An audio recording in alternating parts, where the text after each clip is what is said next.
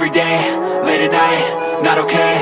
All I want, and I pray, all I need are some better days. Fuck me, I'm looking in the mirror, so foggy, but I've never seen clearer. I don't really think anyone can save me, and honestly I'm not really sure I want saving. I like to be my own worst enemy. There's no risk if you don't try at anything, so I'ma just keep buying everything. See you in the next life, have to be a better me. I don't think that my head's on straight, gotta flip it and grip it and go and get an x-ray. What's wrong with me? I just feel weight pushing on my chest and it squeezes till I suffocate. Better change my mindset, meditate. It's pretty cool that I'm alive and have better days. I could walk, see, hear, I should celebrate. Think I could change my mind, maybe elevate.